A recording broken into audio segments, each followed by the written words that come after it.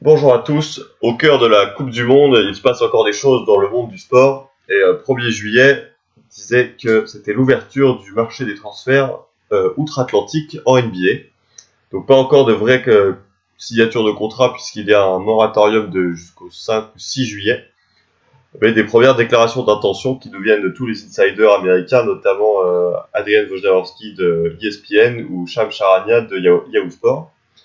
Il y a eu en tout une vingtaine de deals sur cette première soirée et on va essayer de rapidement débriefer tout ça avec Yanis pour que vous Salut à soyez tous. au point avant demain. Donc on va démarrer avec le Thunder qui qui avait peut-être la plus grosse pression sur leurs épaules avec le cas Paul George. C'est sûr qu'avec le transfert qui Oladipo, Sabonis envoyé à Indiana et récupéré Paul.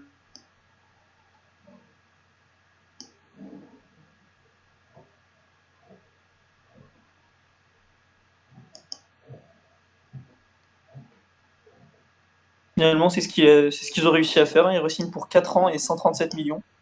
Donc c'est déjà pas mal, hein, même s'il y a une année en team option, en player option. Non mais c'est bien pour les deux parce que donc Oklahoma a sécurisé Paul George et Paul George en signant 3 ans plus 1 se sécurise sur le long terme, gagne des sous et à très très long terme gagnera plus d'argent que s'il avait tout de suite signé un contrat avec à 5 ans. Donc Et c'est puis vraiment surtout, il y gagne sportivement parce que là, rejoindre l'année, il y avait beaucoup d'incertitudes sur quoi faire l'année prochaine. oui voilà Là, là il est dans une équipe compétitive. il joue le titre. Il joue le Même titre. s'ils ont eu du mal à s'y mettre cette année, Voilà, ils ont eu du mal mais il y a avec quand le même retour de ce qu'on sait, la mais il y a une relation source avec d'espoir. ouais et puis la relation avec Russell Westbrook est en place hein, entre les deux ça joue bien et donc Et suite à Steven cette Adams aussi, qui est toujours. voilà, Steven Adams, le pilier défensif dans la 4. Et donc suite Et à ça, on a eu la signature de Jeremy Grant, 27 millions sur 3 ans.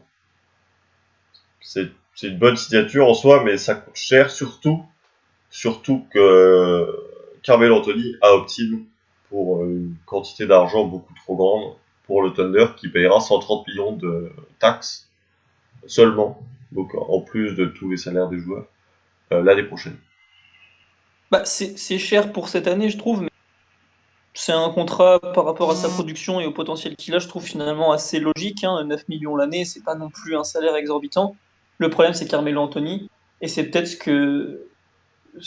qui a été vendu à Paul. C'est écoute, cette année, le propriétaire a dit ok, je suis prêt à payer de la taxe et tout. Il est quand même entouré de Russell Westbrook, il y a le retour d'André Robertson, il y a Steven Adams. Et l'année prochaine, quand on enlève les 20 de dollars que devrait toucher Melo, ça se passera quand même beaucoup mieux pour les finances du Thunder et il y aura peut-être d'autres choses à faire encore. Peut-être ce qui lui a été vendu en tout cas par le general manager. C'est ça. Donc ouais, le Thunder peut-être. Et puis on entend par-ci par-là peut-être un buy-out de Carmelo. Ça paraît compliqué, mais on sait jamais quoi. En NBA, tout peut arriver, c'est le business. C'est aussi peut-être à ce moment-là que Billy Donovan s'inquiète un petit peu. Et bon, mais certes, c'est quoi qu'il arrive trop cher pour Melo, 28 millions. Mais s'il arrive à en faire une sixième option offensive, une sixième option, un sixième homme avec une grosse option offensive, un peu à la Jamal Crawford il y a quelques années, ça peut être intéressant pour le Thunder dans la quête du titre. En Oui. faisant jouer par exemple Jeremy Grant, poste 4 dès le début du match. Ouais, bah oui, surtout que sur les séquences qu'ils ont joué avec Jeremy Grant sur le terrain l'année dernière, ils étaient, c'était bien plus efficace qu'avec Carmelo Anthony qui a des lacunes défensives autant Et dans surtout, voilà, l'envie. bien plus équilibré.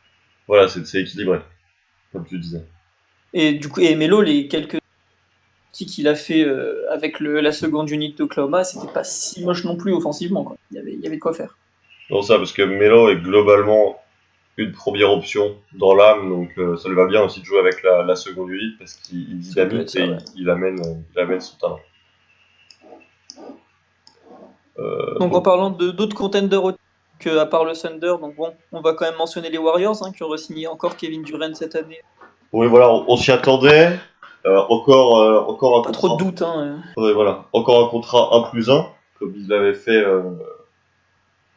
il y a 2 ans, Hmm, si je dis pas de bêtises. ouais. Euh, Et bah ça permet, donc c'est le maximum cette durée, mais c'est moins que le maximum sur 5 ans qu'il aurait pu toucher. Et ça permet donc aux Warriors d'avoir plus de flexibilité financière, d'économiser sur la taxe. C'est du gagnant-gagnant là encore, de toute façon. Et il gagne quand même 30 millions. Donc, et qu'il a toujours une star autour de lui. Donc Oui, voilà, voilà, ça c'était. c'était attendu, Donc, ça n'a pas fait grand bruit, c'est tout ce qu'il y a de plus bon, logique. après, les Warriors perdent Omri Caspi qui est signé aux Grizzlies. Bon, ça, c'est pas non plus une grosse perte, hein, mais voilà. C'est pas une grosse perte, ils vont se mettre à la recherche d'un pivot, parce que Jamal Magui il va peut-être aller essayer d'aller chercher un chèque. Donc Kevin Looney, potentiellement, voilà, avec les 5 millions que leur fait mes équipes, on peut essayer de retrouver c'est un ça. pivot travailleur. Bah voilà, en restant dans cette lignée, un peu comme ce qu'a fait les Celtics finalement, hein, qui ont Ouais, signé pour 5 millions et demi à Ron pendant 2 ans. Donc au final, voilà, dans ce genre de contrat-là, on peut espérer que les Warriors fassent quelque chose. c'est ça. Et les dernières rumeurs aussi font que il pourrait faire une offre, pareil, très modeste, à Tyreke Evans, qui est lui aussi libre et qui pourrait rendre bien des services à cette équipe des Warriors. On parle aussi de Jamal Crawford, un retour de Jamal Crawford. Enfin, ça devrait être pas mouvementé, mais le banc devrait se constituer petit à petit. Oui, avec toujours plus de talent et un des vrais épouvantails à l'ouest. Donc bon, bah, toujours dans les épouvantails à l'ouest, hein. Les Rockets, je pense qu'il va falloir en parler un petit peu aussi. Ça, Ouais, ça a bougé. avec gros dossier. Ils en avaient plusieurs sur le feu, des dossiers. Le premier, c'était Chris Paul. Non, quand même, le Celui-là, principal, Gérald Green, 2,8 millions. Ils sont bien- sûrs de. voilà, ils Ils ont sont leur sûrs. fofolé. C'est un bon Non, oui. coup, bien joué. Non, c'est sûr, Chris Paul, c'est quand même l'information. C'est combien? 160 millions sur. 160 millions sur 4 ans. Donc c'est un peu moins que le max qu'il aurait pu toucher sur. Si, hein, c'est max deal. Hein. Max deal. Vous Bon, pouvez pas toucher il plus. jouera que jusqu'à 30. On va dire que c'est déjà pas mal pour les Rockets. Voilà, c'est ça le problème, c'est que au vu du physique du garçon, de ses pépins, de ses quelques pépins Récurrent. qu'il a pu lui arriver, est-ce que c'est pas trop cher et trop long? Même si après, une équipe lui aurait sûrement proposé ça et c'était difficile de s'aligner, mais peut-être que sur les 2 prochaines années ça peut marcher, mais sur les 2 dernières années de son contrat, dans quel état il sera, même s'il n'a pas un jeu qui se base sur ses qualités athlétiques, l'explosivité, etc. Mais il va forcément perdre en qui était quand même très utile actuellement dans le backcourt à Houston, hein, pour combler les lacunes d'Arden. Bon, après, oui, c'est sûr, c'était une meilleure équipe. Paul, avant sa blessure, ils étaient en position même favorable pour battre les Warriors à l'ouest. Demi-finale, on va pas l'oublier. Donc ça, c'est avec des si, hein, mais bon, c'est quand même des motifs d'espoir pour le management. Maintenant, voilà, pour les Rockets, c'est compliqué. Il y avait d'autres signatures à refaire en plus de celle de Chris Paul. Il y a Faut Clint oublier que dans Capella 2 en ans, premier. c'est ça, mais dans 2 ans, faut pas oublier que Chris Paul, il a 35 ans. Donc physiquement, il faudra voir où est-ce qu'il en sera. Et ce sera plus de 85 millions. Ce serait presque 85 millions Harden plus Chris Paul, quoi, dans le salaire. C'est ça. Là, Et ça va être. si Capella va vraisemblablement toucher le max, parce que on rappelle qu'il est agent libre restreint, c'est-à-dire que toutes les équipes peuvent lui faire une offre, mais Houston peut matcher S'aligner cette sur offre, toutes ces offres. s'aligner, voilà, pour le garder. Mais on sait très bien que de nombreuses équipes, enfin quelques équipes vont aller lui offrir le max. Et dans les rumeurs, on parle des Lakers, là, qui sont en discussion avec lui. C'est ça. Donc ça ferait 3 max players dans l'effectif, donc ça fait quasiment le salarié cap à 3. Bon, on en revient au problème d'Oklahoma. Adams, Westbrook et Paul George sans compte. Ça C'est va ça. devoir payer de la taxe. C'est Bon, ça. le propriétaire a dit qu'il le faisait, hein, mais bon. Derrière, pour se construire un banc, on a vu que, enfin, on va voir que ça va être un peu compliqué. Avec le cas Ariza, par exemple, hein. Oui, Ariza, justement, arrivons à ce fidèle Trevor Ariza, qui a été très utile lors des 2 dernières campagnes de playoffs des Rockets, et qui est allé Hormis son Game prendre, 7 ouais, hormis cette année. voilà, cette fin de playoff qui s'est mal finie pour lui, mais qui allait encaisser son chèque, il a doublé son salaire, il était signé pour 15 millions pour une saison chez les Suns. Grosse perte pour les Rockets. Bah, grosse pète pour les Rockets. Finalement, sportivement, Ariza, on se demandait qu'est-ce qu'il va faire au Sun, surtout qu'il signe que pour un an. Donc, je pense que c'est un peu à la mode équipe qui a de la hype, qui a énormément de talent pour encadrer des jeunes, toucher un gros chèque parce que bon, bah, c'est 2 fois plus, comme tu disais, que ce qu'il a cette année. Et puis, s'il se plaît, s'il trouve son rôle dans les, pourquoi pas signer un deal un peu plus long et sur un peu moins cher l'année prochaine. Mais sportivement, bon, forcément, c'est un peu dur à comprendre. Sportivement, ça donne sens ni pour la franchise, ni pour le joueur. Ça emmerde juste les Rockets, globalement, qui vont devoir lui trouver un Ça va remplaçant. être quand même les jeunes un peu 3&D qu'ont Phoenix et Josh Jackson. Donc, avoir Trevor, on connaît l'éthique de travail du garçon, c'est extrêmement respecté dans la ligue, un très bon coéquipier. Donc, je pense que pour driver un peu ses pousses à Phoenix, c'était parfait par contre. Bah oui, ça peut faire ça, mais tu vois, je vais prendre l'exemple des Sixers qui ont compris JJ Redick et bien Johnson, pareil, des vétérans qui sont respectés dans leur approche du travail. Les Sixers ont gagné tout de suite parce qu'ils avaient déjà un cœur qui était là depuis un peu longtemps. Là, c'est vraiment une toute nouvelle équipe Oui. Phoenix qui gagnera pas, qui vise même pas les playoffs. Ah non, c'est sûr. Ils auraient pu utiliser ces 15 millions pour récupérer un gros contrat d'une équipe et récupérer des tours de draft pour pouvoir faire une vraie reconstruction à la Philadelphie. Je pense qu'ils sont plus dans cette optique. Je pense qu'ils considèrent avoir du talent déjà présent, hein, Devin Booker, DeAndre Ayton, Michael. Voilà, ils ont quand même de quoi faire. Potentiellement recruter encore quelqu'un de bon cette année, hein. Ils ont encore un peu de marge. Ça parle par exemple de Marcus Smart, hein. Ça pourrait être intéressant sur l'emploi court. Et ils ont recruté, enfin ils ont, et pourquoi pas, bah ils ont ce contrat d'Ariza, donc il va développer les jeunes cette année. Ils pensent pas avoir besoin de jeunes plus, mais ça leur laisse la flexibilité de l'année prochaine d'être agressifs sur le marché des transferts, d'avoir montré à tout le monde, voyez les jeunes qu'on venez nous aider à les driver vers le haut, quoi. Agressif, et il va falloir aussi prolonger Devin Devin Booker. Booker qui sera agent libre restreint la saison prochaine et qui va Sur sa fin de contrat rookie, hein, donc c'est oui, il donc devrait toucher à peu près le on va parler juste après, hein, à l'intérieur des Nuggets, donc 150, quelque chose comme 150 millions environ. ouais, voilà, Jokic ou Capella, hein, c'est les deux mêmes types de contrats, donc Oui, ça c'est sera ça. un contrat max sur 4 ou 5 ans. Enfin, il va chercher ça et ça lui sera offert. Oui, Ça, c'est ça. ça c'est certain. Maintenant, est-ce qu'il va le... Bon, et ce sera Flying Offer, si je dis pas de bêtises. Donc toutes les équipes pourront matcher parce que là, il y a eu des petites embrouilles vu que les Suns, juste la veille donc juste quelques heures avant la partie, ont décidé de finalement pas re-signer Tyler Ulis, qui est apparemment le meilleur ami de Devin Oui, Booker dans le c'est vestiaire. ça. Donc bon, à voir comment ça va se développer cette année. Voilà, ça, si du jour au lendemain, l'équipe double ou triple sa quantité de victoires et que sa relation avec Bon, ce DeAndre qui Ayton pourrait est pas être très excellente, compliqué, hein.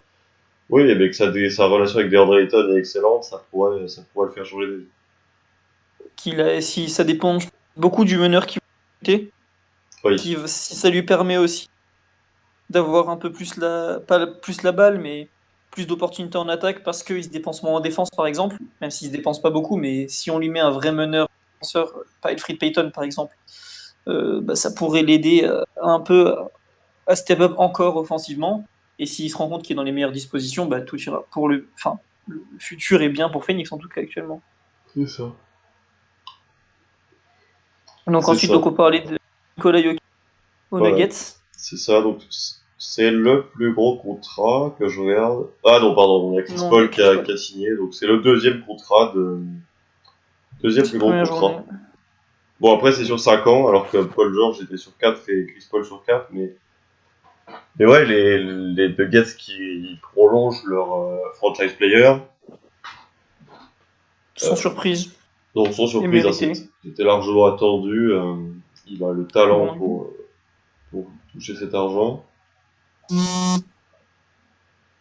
Mais Et en plus de Nikola Jokic, c'est Will Barton qui a été prolongé. Lui pour 54 millions sur 4 ans, mais ce qui fait que les Nuggets sont en train d'exploser leur masse salariale et vont eux aussi, à l'image des Rockets, du Thunder et d'autres équipes, vont eux aussi devoir payer une luxury tax monstrueuse. Sauf si ils arrivent à certains gros contrats, je pense à celui de Kenneth Farid notamment. Kenneth Qui est Farid, vraiment... qu'il faudra accompagner d'un tour de draft, vraisemblablement, tant le garçon a beau être dans Ah oui, l'énergie, il est plus adapté au basket moderne.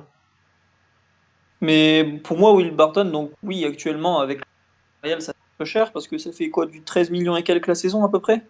Will Barton, c'est Euh, 54 millions sur 4 ans. Donc c'est Mais bon, faut pas oublier ça, que 13 millions 5. ils ont besoin un peu de talent sur l'aile, parce qu'il y a eu des rumeurs, peut-être qu'ils joueraient pas la première année en son dos.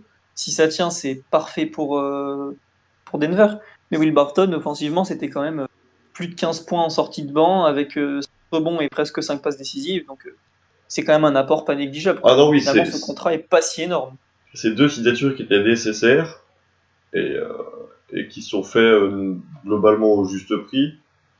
Mais par contre, bah voilà, c'est que vu que c'était des joueurs qui étaient en contrat rookie, bah, ça fait que tout de suite on monte d'un cran au niveau de la base salariale en fait. Et donc il va falloir se séparer soit de Farid, donc d'attacher un tour de draft, soit peut-être de Plumlee qui, même s'il apporte de bonnes choses, il a quand même un contrat qui est assez massif. Et après, il faut peut-être, si on veut pas se séparer d'un tour de draft, c'est se séparer de Hernan Gomez ou Beasley. Donc ça, ce sera à voir par le front office. Après, faut pas oublier que par rapport à leurs attentes de l'année dernière, on dit Théo, etc. Mais ils ont Paul Millsap qui prend 30 millions de leur cap, qui a joué une très grosse partie de la saison dernière blessé. Donc s'il revient cette saison au top, la paire, en termes de talent, la paire Millsap-Jokic dans la raquette, ça va être très intéressant. Ils ont du talent, ils ont de la jeunesse. Ils ont des joueurs comme Will Barton qui sont des durs au mal, ça défend quand même pas mal, score. Donc ça peut être une équipe, moi je pense à suivre, à voir comment ils finissent leur free agency avec leur contrat, donc comme on l'a mentionné, un Kenneth Farid ou... Ah, pour moi, c'est clairement une équipe à suivre et c'est l'équipe qui, si elle ne fait pas les playoffs, cette fois, ce sera une vraie déception. Ah, bah, comme bah, ça fait 2 ans pied des playoffs, donc maintenant ce serait bien de le concrétiser. C'est ça. Donc là, les Nuggets, c'est fait. Donc on peut parler des Pacers, Oui, qui ont été... pour que les l'instant, c'est Mavericks n'ont pas calme. conservé, donc c'est assez calme, mais ils ont réussi à aller chercher Doug McDermott, donc Ils ont, 22 millions sur 3 ans, ça fait à peine 7 un peu plus de 7 millions la saison. Ça défend, ça défend bon, non, pour un ça défend moment. pas trop. Ça défend pas trop. Par contre, ça va être, À New York, ça n'a pas ça se défendu. À cache. Dallas, ça a été mieux. Après, ça se cache dans un corner et ça attend. Et avec des joueurs Et comme c'est Victor peut-être ce qui Oladipo, manquait. ça va. Et c'est peut-être ce qui manquait un petit peu en sortant de banc à Indiana. C'était un peu de talent offensif. Et ben, il reste jeune. Et puis de l'adresse à distance. Hein. Sur le banc, Indiana, c'était pas non plus. Ouais, C'était pas très mais fourni. Donc bon. est-ce que c'est pas trop tôt, trop cher, trop tôt pour moi, tu vois? Ah, ça c'est une autre question. Mais bah, du coup, pour l'avoir un peu suivi quand il a joué au Knicks, en deuxième unit, offensif, il était entouré de joueurs qui défendaient plutôt pas trop mal. Il jouait beaucoup avec Nilikina et Kyle Quinn notamment. Et c'était franchement pas mal. Donc je pense qu'avec des selon qui ils vont garder sur le banc, etc. À Indiana, ça peut être pas mal parce qu'il leur manquait un peu de talent, je trouve. Ils avaient des très bons joueurs, mais personne sur le banc était capable. Sabonis par moment l'a fait, mais était capable de rentrer et mettre 14-15 points en 20 minutes, quoi. Et c'est peut-être Ouais, ce qui va leur apporter et qui va les aider. là, d'accord, mais ce que je dis, c'est que pour moi, le contrat, même s'il n'est pas si énorme, enfin, pour moi, il n'y avait pas un vrai marché pour Doug McDermott cet été, en fait. Il y a peut-être moyen Je d'attendre. sais pas trop qui est intéressé, mais je pense que là, c'était beaucoup trop pour les Mavs trop rapidement. Je pense que c'est le problème qu'il y a eu avec pas mal d'équipes.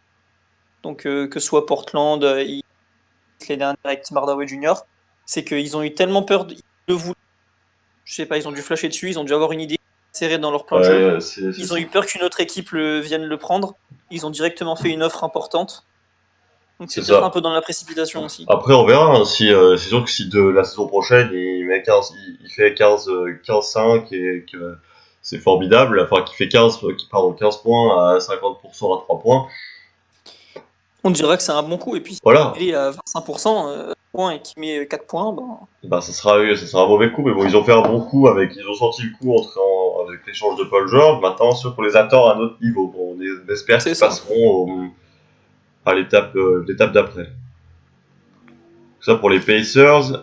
Autre équipe, d'ailleurs, une des dernières équipes dans lesquelles on va faire un peu plus du deep dive, c'est les Mavericks, qui ont signé DeAndre Jordan comme c'était attendu. Par contre, qui l'ont signé que pour une seule saison, au salaire qu'il devait toucher aux Clippers, donc 24 millions sur la saison. Donc là, Bon, clairement, c'est limite pour donner de c'était quoi, il y a 3 ans, 4 ans? Parce que dans ce cas-là, il c'est aurait ça. pu opt-in aux Clippers, forcer un trade pour les Mavericks. Voilà, là, il a fait un cadeau aux Mavericks en signant pour un an comme son contrat il avait, quoi. Comme il avait son contrat aux Clippers. Donc bon, Oui, et puis là, lui, il pour un an, ce qui fait qu'il pourra retester le marché l'année prochaine quand il y aura une vingtaine d'équipes qui auront de l'argent, alors que cette année, il n'y en avait que 6 qui pouvaient s'offrir ses services, dont vraisemblablement 2 qui étaient intéressés. Les Warriors qui avaient 6 millions dans leur budget et les Mavs qui pouvaient lui offrir 25 à 30 millions. hmm. Donc, Après, c'était sûrement la jouie actuellement. ah mais c'est la joue idéale, surtout que là, avec les 5 millions qu'ils ont économisés en signant pas pour 30 millions, ils vont signer Dirk Nowitzki. Et l'année prochaine, pour moi, les Mavs vont peut-être pas, vont être à la lutte pour les playoffs, mais vont être trop courts, surtout dans la densité de la conférence Ouest. Mais par contre, pour moi, ça va être ce que j'appelle une équipe du League Pass. C'est-à-dire que si on s'emmerde et qu'on a le League Pass, et que Dallas joue, ça vaudra le coup d'aller voir Dallas. Parce qu'il y a Ça dépendra de. Ouais. bah pour moi, il y a Denis Smith Jr. qui est, même si c'est pas mon joueur favori, qui a quand même un peu de talent, il y a Luka Doncic, qui tout le monde le sait, est un de mes grands favoris.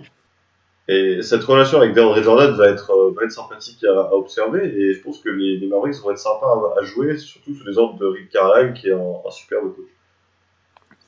Après, moi, bon, je suis un peu déçu. Enfin, un peu déçu.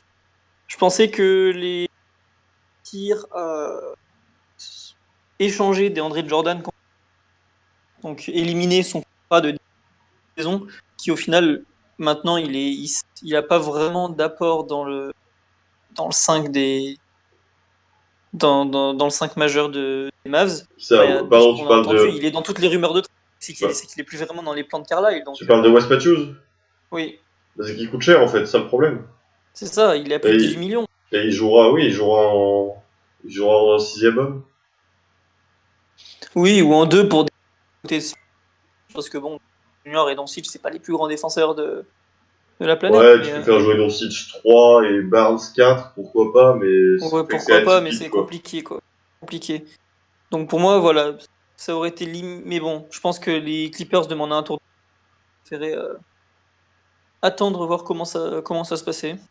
À voir, mais c'est vrai que les Mavs, ça pouvait être intéressant l'année dernière, au même titre que les Suns, par exemple, hein, en termes d'équipes qui peuvent augmenter leur nombre de victoires l'année prochaine. On est dans Ouais, le haut du gratin. et surtout que les Mavs, ils ont pas de tour de draft l'année prochaine, donc eux, ils s'en foutent, quoi. C'est un peu à la Nets cette saison, quoi. C'est plus ils gagnent, mieux ça se passe pour eux, donc C'est ça. Et tant pis pour les Hawks. voilà. Donc, Donc ensuite, une autre équipe, donc, elle qui a perdu Sixers. Donc on a Ilyasova qui est pour 21 millions sur 3 ans. Bon, qu'est-ce que t'en penses? Ilyasova qui retourne de Bucks, bon, c'est pas game Pourquoi pas? changer, c'est pas non plus illogique, il est un peu lié à cette franchise, hein. Il rejoint Budenholzer aussi, Qui est connu aux Hawks, c'est vrai. qu'il avait connu à Atlanta. Il sera utilisé, c'est un vétéran qui a tout pour Qui encadrer, peut pour faire du amener du spacing. spacing aussi, hein. C'est ça, il va Qu'ils laisser de la avaient place leur à manqué un petit Giannis. peu. Donc bon, c'est Mais une du coup, bonne moi je te pose signature. la. Dis-moi, tu...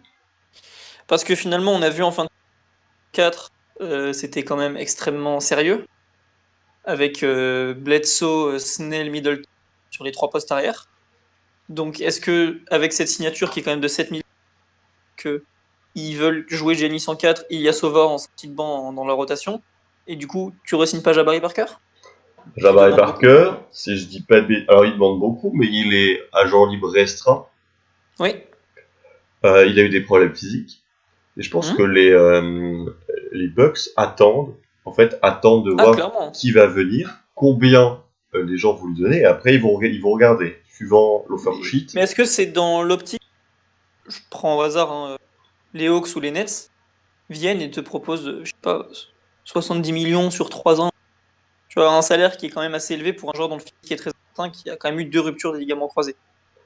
Est-ce qu'ils ne préparent pas déjà avec cette signature un potentiel départ de Jabari Parker? Si, parce que je sais pas, je suis pas sûr qu'il rentre réellement dans les plans de Mike Budenholzer. S'il est là, il sera utilisé, il sera bien utilisé. Oui, ça. Mais je vois pas les Bucks casser leur tirelire pour Jabari Parker. Moi non plus. C'est pour ça que ces signatures, j'ai trouvé finalement assez... Si Jabari vient, je pense que Budenholzer arrivera à trouver des solutions à jouer petit ou à jouer grand en fonction de l'adversaire pour les faire cohabiter. Et si Jabari Parker, tu sécurises ta rotation en 4, quoi. Donc au final. Oui, et puis même tu peux faire jouer Ilyasova et Parker en même temps avec Giannis en 3 pour jouer un peu grand mais quand même écarté parce qu'il t'appellera un peu de spacing. Donc non, après si Jabari Parker part, il y a quand même de quoi accrocher les playoffs. S'il reste, c'est bénéf. Ça va dépendre beaucoup du prix et ça on saura dans les jours qui viennent. Et de son physique. Donc ensuite voilà on va venir une des dernières équipes. Pareil, je pense les Spurs. Ouais, les Spurs. Donc signature Rudy Gay, Marco Bellinelli pour 1 et 2 ans. 10 millions pour Rudy Gay et 12 millions pour Marco Bellinelli. C'est des signatures typiques Spurs. Ouais. Rudy Gay finalement, 10 saison tout à fait honorable, après être revenu de sa rupture de tendon d'Achille. Oui, et puis Marco Bellinelli avait fait le travail il y a 2 ans quand il est arrivé chez les Spurs. Et puis là, il a fait une bonne fin de saison après être parti d'Atlanta.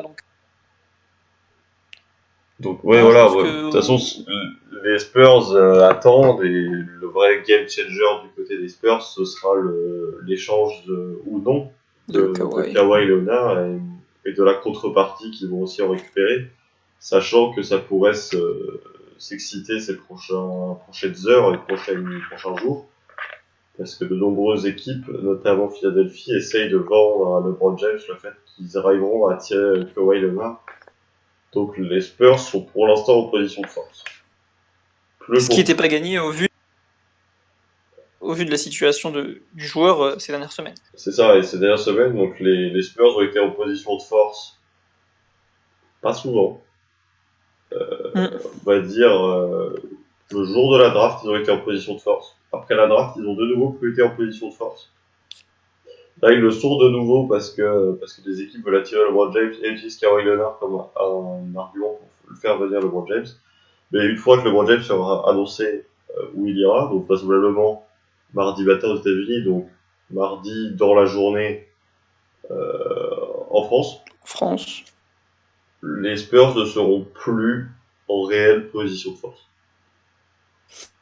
Donc ce sera un des gros dossiers qui tiendra au coup. De toute façon, c'est le fil rouge de l'été et voire même de la saison prochaine, tant les Spurs ne sont pas pressés non plus par le temps pour faire un échange. Les Spurs, et puis ça peut modifier. Donc maintenant, on va juste vous mentionner qui ont été signés. Derrick Rose qui re-signe aux Wolves 2 millions la saison. Voilà, Tom Thibodeau qui ne veut pas se séparer de son prodige. On a ensuite, ça c'est intéressant, qui re-signe pour 2 ans aux Raptors pour 18 millions. Mérité au vu de la saison qu'il vient d'apporter là, oui, sur le banc de Toronto. C'est la belle histoire, il s'est révélé là-bas, il a été utile, ils lui ont filé un contrat, 18 millions, ça allait très bien pour les deux. Voilà. Et super.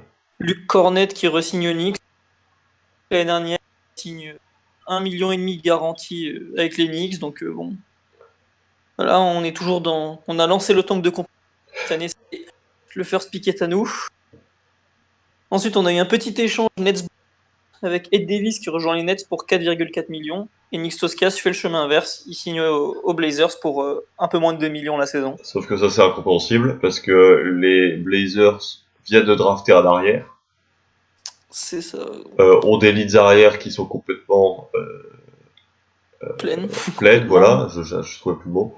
Alors que Ed Davis, qui apportait très bien beaucoup de choses dans la raquette, meilleur rebondeur en sortie de banc, si je dis pas de bêtises, Oh, ça doit être ça, oui, il n'y avait pas beaucoup. qui a du talent. Taille. Les Nets ont une très très bonne signature là, et les Nets sont vraiment sur le chemin de la rédemption après le naufrage D'après 2010, hein. de Billy King, si je dis Ce pas de bêtises, trade. et Oui. le trade de X milliers Garnett, de Pierce. tours de draft jusqu'en 2100. Et les Nets qui re-signent aussi une saison qui a fait sur une série d'une quinzaine de matchs plus de 15 points de moyenne. Donc bon, on se demande s'il pourra faire ça sur toute une saison, mais 8 millions de saison sur 2 ans, c'est pas un très gros risque pris par les Nets. C'est la belle histoire de la fin de saison et c'est récompensé. Voilà, donc je pense qu'on a fait le tour. Pour le moment, on tiendra au Pour le courant moment, dans la suite. au 1er juillet, on a donc fait le tour. Beaucoup moins d'argent dépensé par les équipes que ces dernières saisons. En même temps, ils en ont beaucoup moins vu que ça fait n'importe quoi ces 2 dernières saisons depuis l'augmentation du cap en fait. Donc voilà, c'est pas étonnant. Ça va beaucoup aussi se décanter suivant la décision de LeBron James qu'on attend tous avec impatience et on attend que Adrian Wojnarowski nous alimente de ses plus belles bombes. Avant de finir, du coup, tu vois LeBron aller où, Agency? Moi, je suis juste quasiment certain qu'il n'ira pas à Philadelphie.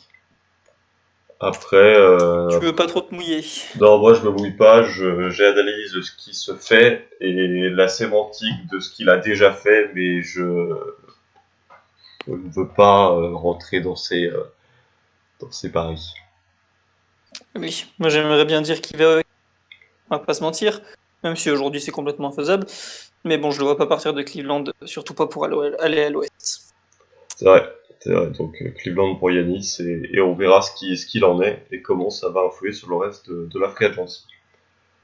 Donc comme d'habitude, vous pouvez nous retrouver sur le site cpisport.wordpress, sur les comptes Twitter, Facebook, sur toutes les plateformes de podcast. Donc on est hébergé sur SoundCloud, mais vous pouvez nous trouver sur iTunes, TuneIn ou Stitcher, votre application préférée, sur le Play Store de Google ou d'Apple. Et, Sur YouTube également, pour qui sur- plutôt cette plateforme. c'est ça, sur YouTube pour toutes les archives. Et voilà. Donc bonne soirée à toutes et à tous, ou bon réveil pour ceux qui nous écouteront demain matin, même si on sera déjà en retard. Et on se Et on vous retrouve tiendra au courant du reste. très vite pour la suite. Ciao! Ciao!